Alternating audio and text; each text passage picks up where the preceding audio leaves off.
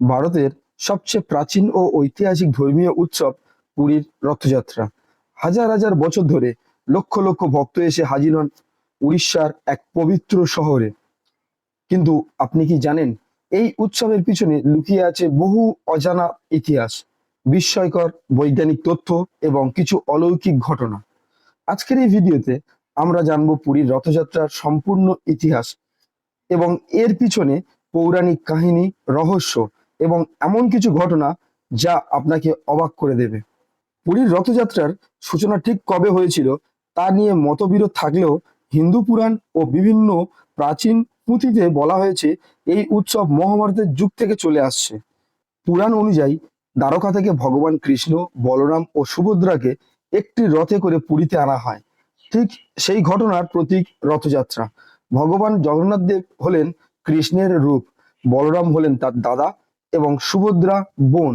জগন্নাথ মানে বিশ্বের ঈশ্বর। প্রতি বছর আষাঢ় মাসের শুক্লা পক্ষের দ্বিতীয়া তিথিতে ভগবান জগন্নাথ, বলরাম ও সুভদ্রা একসাথে তাদের নিজ নিজ রথে চলে যান গুন্ডিচা মন্দিরে, যা তাদের মাসির বাড়ি হিসেবে বিবেচিত হয়।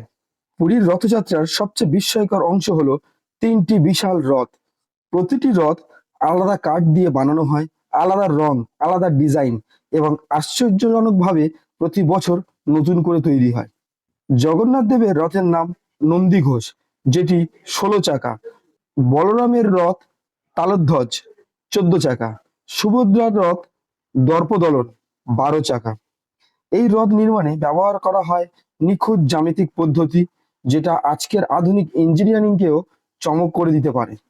রথ বানানোর জন্য কাঠ আসে কিছু নির্দিষ্ট পবিত্র গাছ থেকে এবং গাছগুলো নির্বাচিত হয় অলৌকিক কিছু ঘটনার মাধ্যমে, যেমন স্বপ্ন দর্শন বা দৈব সংকেত। রথযাত্রা শুধুমাত্র ভক্তি নয়, রহস্যেরও ভরপুর।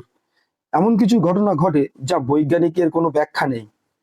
লক্ষ লক্ষ লোক একসাথে রথ টানলেও রথ চলে না, আবার হঠাৎ একটা মুহূর্তে এমনভাবে চলে যা থামানো যায় না। রথযাত্রার সময় মন্দিরের ওপরে কোনো পাখি বসে না, আকাশেও তেমন দেখা যায় না। পতাকা সবসময় বাতাসের বিপরীত দিকে ওড়ে। দিনের কোনো সময়ে জগন্নাথ মন্দিরের ছায়া পড়ে না, যা আজও এক রহস্য। জগন্নাথ দেবের মূর্তিগুলো প্রতি ১২ বছর অন্তর গোপনে পাল্টানো হয়। এই রাতে কোথাও কোনো আলো জ্বলে না, বাইরের লোক ঢুকতে পারে না এবং যারা মূর্তি পরিবর্তনের কাজ করে তারা অনেকেই পরবর্তী সময় অসুস্থ হয়ে পড়েন বা নিখোঁজ হয়ে যান। পুরী রথযাত্রা শুধু ধর্ম নয়, রাজনৈতিক গুরুত্বও রাখে। ব্রিটিশ আমলে এই উৎসব চালু ছিল। ব্রিটিশরা একে ভয় পেত কারণ এক বিশাল জনসমাগম এবং আবেগের সমন্বিত তাদের চোখে বিপদের সংকেত ছিল।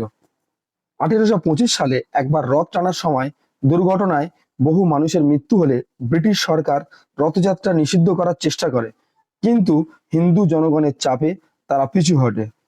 রবীন্দ্রনাথ ঠাকুর, ঈশ্বরচন্দ্র বিদ্যাসাগরের লেখাতেও রথযাত্রা নিয়ে আলোচনা পাওয়া যায়। পুরীর রথযাত্রা এখন আর উড়িষ্যাতে সীমাবদ্ধ নয়।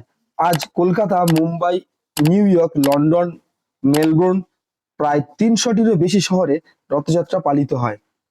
ইস্কনের মাধ্যমে সারা পৃথিবীতে এই উৎসব ছড়িয়ে পড়েছে। শুধু ধর্ম নয়, রথযাত্রা এখন ভারতীয় সংস্কৃতির প্রতীক হয়ে উঠেছে, যার মাধ্যমে বিশ্বের কাছে ভারতের ঐতিহ্য পৌঁছেছে।